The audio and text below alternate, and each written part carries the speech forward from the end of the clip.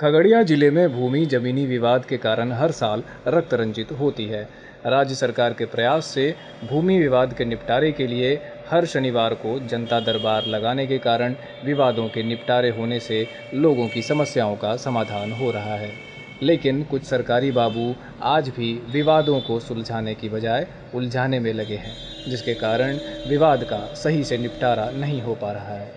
पेश है खगड़िया से शशिभूषण प्रसाद महतो की रिपोर्ट। खगड़िया 7 नदियों से घिरा है। फराकिया के इस क्षेत्र का टोडरमल भी सही से पैमाइश नहीं कर पाए थे, जिसके कारण इस क्षेत्र को फरक कर दिया और आज यह क्षेत्र फरकिया के रूप में प्रसिद्ध है। यहाँ हर साल जमीन विवाद में लोगों का खून बहता है, लोगों की जानें भी जाती हैं, लेकिन बीते कुछ सालों से जमीन विवाद के निपटारे के प्रति सरकार ने दिलचस्पी दिखलाई है, जिसके कारण विवाद घट रहे हैं। लेकिन विवाद के निपटारे के बजाय अभी भी सरकारी कार्यालय के कुछ कर्मियों की भूमिका सही नहीं होने से लोग परेशान हैं। समाहर्ता खगड़िया एडीएम मोहम्मद राशिद आलम ने बताया कि भूमि विवाद के निपटारे के लिए जिला प्रशासन सख्ती से काम कर रहा है। शनिवार को थानों में जनता दरबार लगाकर लोगों की समस्याएं सुनी जाती हैं और उसका समाधान किया जाता है। उन्होंने कहा कि इसके अलावे भी अनुमंडल और जिला स्तर पर भूमि विवाद की समस्याओं का निपटारा किया जाता है। उन्होंने बताया कि भूमाफिया और कुछ वैसे लोग हैं जो जमीन विवाद को बेवजह उलझाकर जनता को परेशान करना चाहते हैं। वैसे लोगों पर भी प्रशासन नजर रख रहा है। भूमि विवाद निपटारा के सरकार द्वारा क्या क्या कार्य किए जा रहे हैं? ये भूमि विवाद के निपटारा के लिए अंचल से लेकर के जिला स्तर तक कई फोरम है। सरकार ने कई फोरम बना रखे हैं और अंचल लेवल और थाना स्तर पे जो भी भूमि विवाद होता है उसके लिए शनिवार के दिन संबंधित अंचलाधिकारी और थानाध्यक्ष संयुक्त रूप से इस तरह के विवादों की सुनवाई करते हैं और इसका निराकरण करते हैं और सारी प्रक्रियाओं को भूमि विवाद से संबंधित गृह विभाग का जो ऐप है और राजस्व विभाग का ऐप है उस पर अपलोड किया जाता है।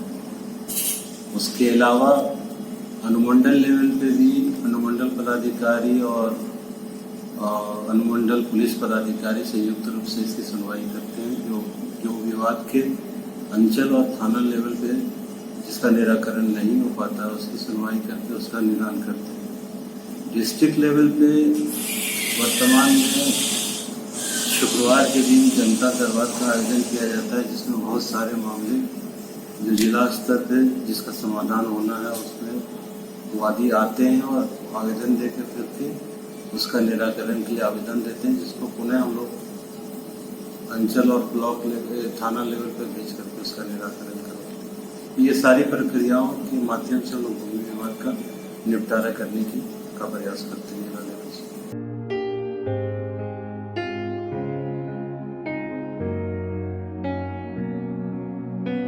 जिले के प्रसिद्ध चिकित्सक डॉक्टर दीपक कुमार कहते हैं कि भूमाफिया और प्रशासन के कुछ लोगों की मिलीभगत के कारण मुझे परेशान किया जा रहा है।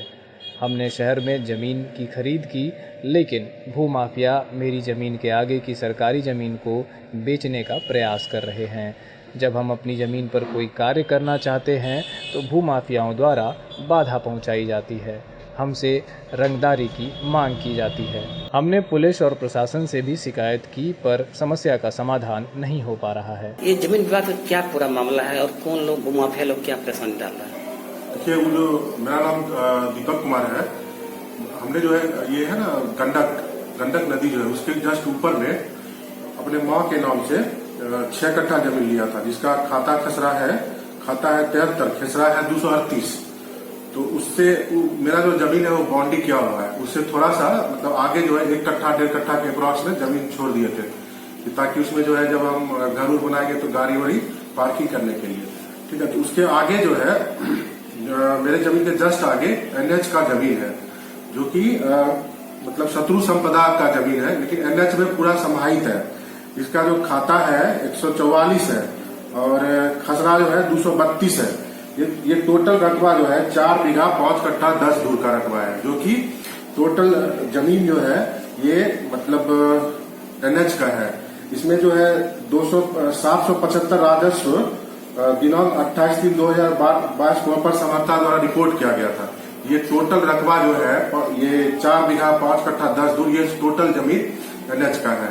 तो इसमें जो है ना, जो हमारे जमीन के आगे कुछ मतलब जो रंगदार टाइप का कुछ आदमी है जो भू माफिया है, ये लोग क्या किया है, जैसे उसमें झुग्गी उग्गी बना देता है, मतलब सारा जमीन कब्जा करने के चक्कर में। उसी में मेरा भी जमीन जो है 1.5 कट्ठा के लगभग अप्रॉक्स जो है आगे है, उसको वो लोग हमको उसमें जाने ही नहीं देता है। जब जाते हैं तब मारपीट करने लगता है, बोलता है कि हम तभी देंगे जब हमको 10 लाख रुपया रंगदारी दोगे।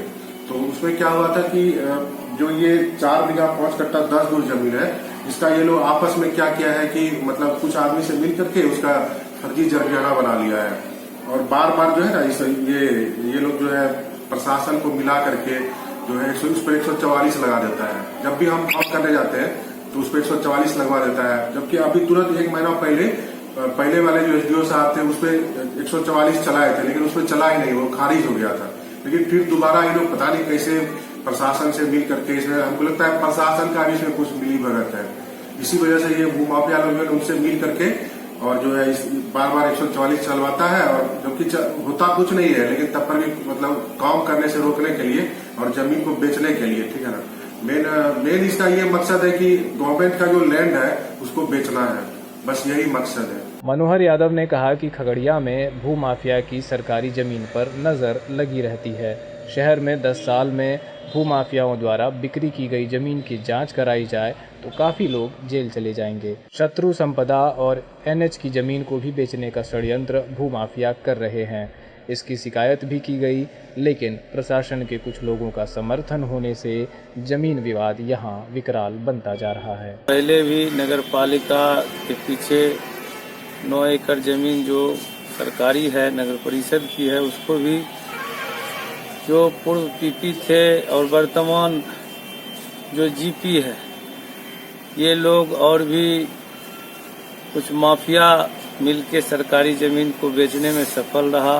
तो जमीन को हमने रोका और अभी देखिए एनएचआई की जमीन को बेचने का ये लोग षड्यंत्र किया, और जिसको मेरे पास पूरा दस्तावेज है, जिला पदाधिकारी का रिपोर्ट है, कर्मचारी सीओ सीआई एसडीओ सब का रिपोर्ट है कि ये सरकारी है। बावजूद इसके उसका एग्रीमेंट कराया लोग, उसमें भी चनरदेव यादव है और भी सारे माफिया हैं शहर के, जो माफिया हमेशा जिन माफियाओं को हमेशा शिकस्त हमने दिया, वही लोग मेरे खिलाफ रहते हैं। और उनका मंशा सरकारी जमीन जो करोड़ों अरबों की सरकारी जमीन है उसको बेचने की रहती है।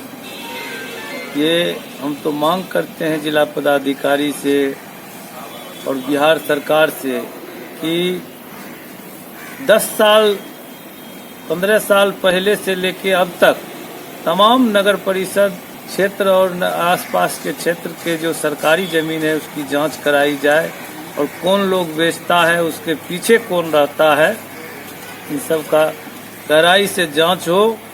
और ऐसे लोगों को जेल में डालने की जरूरत है, ऐसे लोगों को बख्शने की जरूरत नहीं है। कुछ पदाधिकारी, कुछ पुलिस पदाधिकारी, कुछ प्रशासन के पदाधिकारी भी इसमें संलिप्त है और मोटी रकम लेकर के माफियाओं के, भूमाफियाओं के सहयोग में रहते हैं, उनको साथ देते हैं, जिसके कारण भूमाफिया जो है इन सरकारी जमीन को बेचने में सफल हो जाते हैं।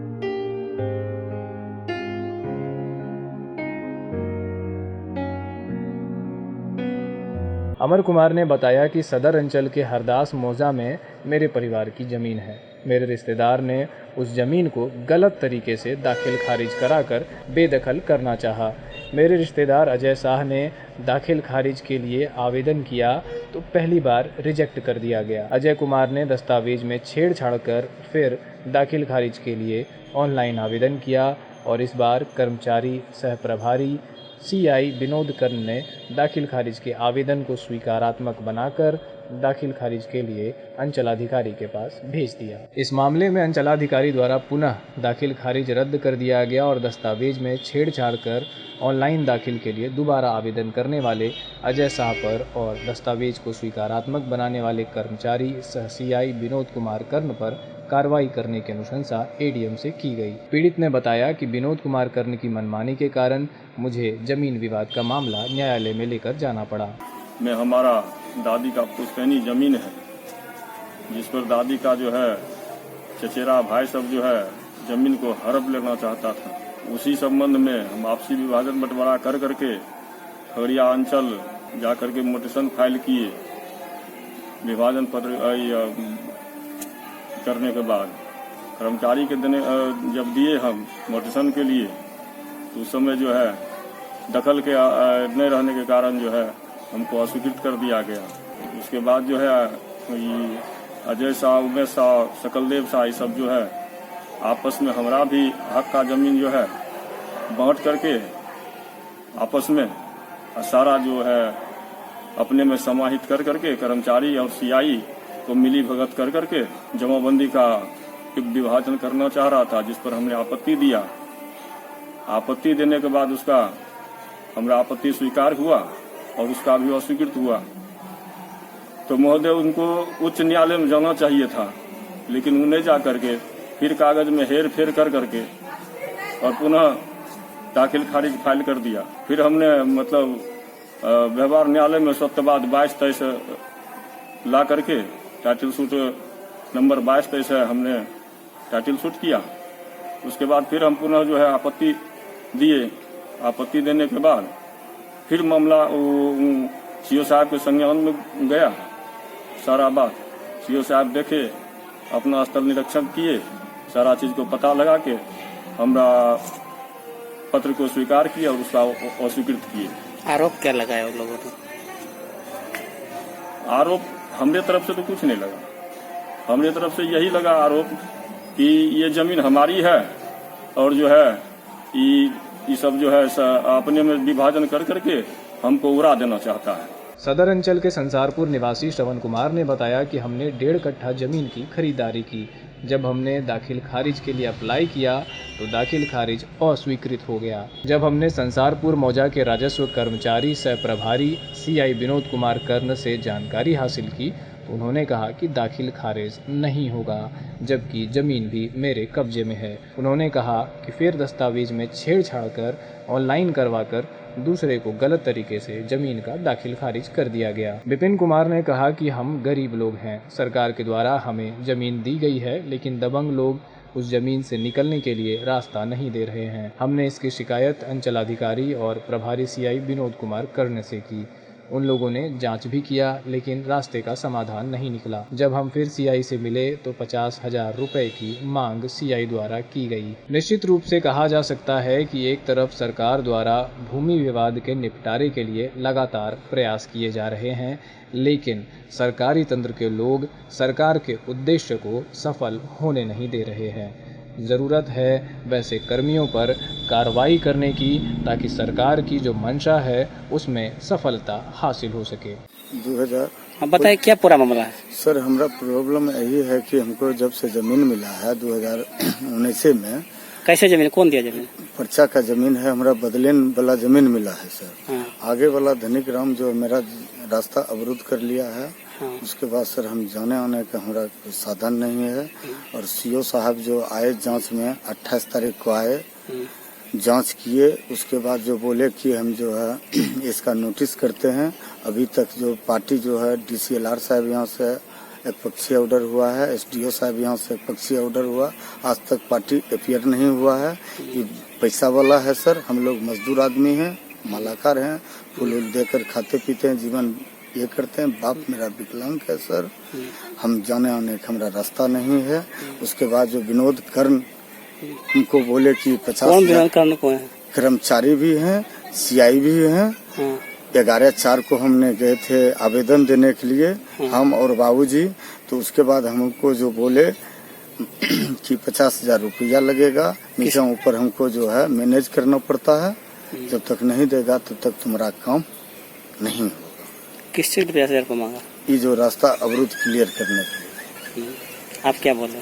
सर हम बोले कि हम गरीब आदमी कहाँ से पैसा दे सकते हैं। किस मौजा का मामला है? ये सर मौजा है, संसारपुर है सर। बहुत सारे शिकायत किए, बहुत सारे लोग हैं जो कि इस मामले इस जो SCI का सब आदमी अथी कर रहे हैं कि जो है ना से बिल्कुल पैसा लेके भी काम नहीं कर रहे हैं। एक तो सीधे पैसा मांगते हैं, पैसा लेके भी काम नहीं कर रहे हैं। आपसे पैसा मांगे? हमसे तो लिया गया, लेकिन बोले कि हम तुमको लौटा देंगे। कितना पैसा लिए थे? हमसे जो है सर 10-12 हज़ार रुपया लिए हो बोले, और जो है बोले सर पैसा ले लिए तो फिर मान ले लेने के बाद मान लिया जाए आपको करना चाहिए, बोले नहीं हम पैसा लौटा देंगे। पैसा कौन लिए? विनोद करना। किस चीज़ के लिए? बोले दाखिल खारिज के लिए।